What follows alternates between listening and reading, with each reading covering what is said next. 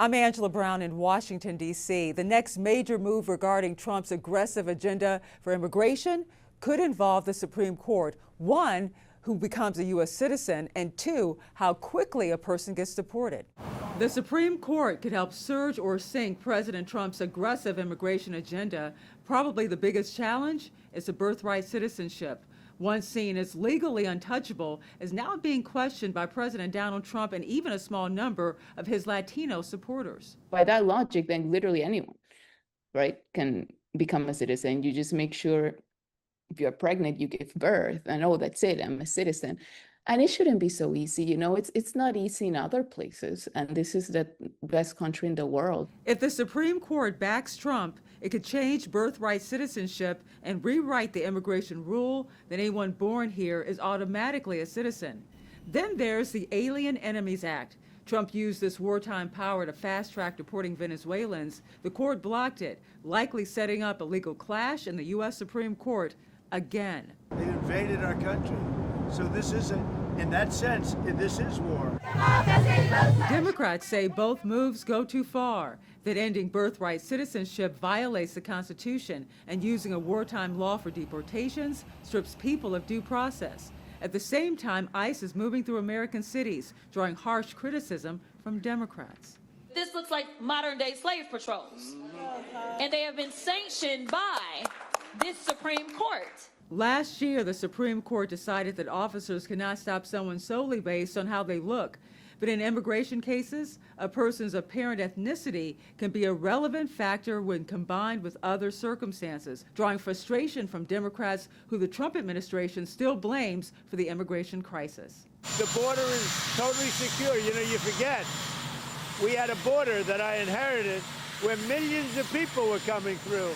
Now we have a border where no one is coming through. The Supreme Court could hear arguments in birthright citizenship starting in the spring, and we could hear a decision maybe late June or early July. Reporting in Washington, D.C., I'm Angela Brown.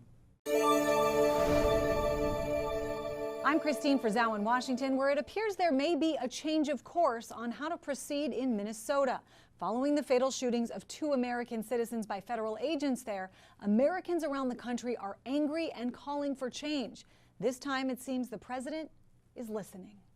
While the anger is still palpable on the streets of Minnesota, the temperature, it seems, has been lowered. I'm calling for unity. I know my husband, the president, had a great call yesterday with the governor and the mayor, and they're working together. President Donald Trump telling Mayor Jacob Frey some federal agents will begin leaving the area, pledging to Governor Tim Walz to do things differently. Do you believe that Alex Freddie's death was justified? Well, you know, we're doing a big investigation. I want to see the investigation.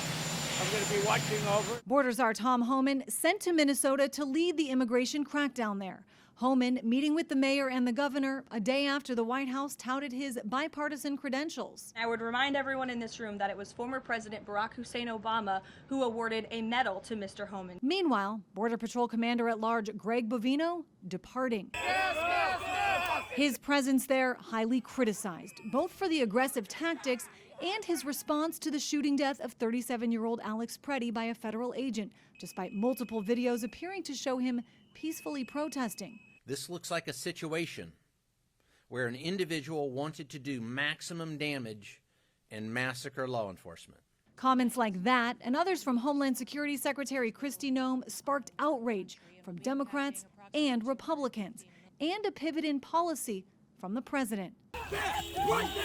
Though some warn a reversal in rhetoric is only step one, pushing for systemic change on White House immigration policy as a whole. And that will require reining in ICE as well as the border control folks, and it also means creating a system for accountability. Senate Homeland Security Committee Chairman Rand Paul has requested 3 of Trump's top border officials testify before Congress, the heads of ICE, Border Patrol, and U.S. Citizenship and Immigration Services. That hearing as of now is set for February 12th. I'm Christine Frizzau reporting.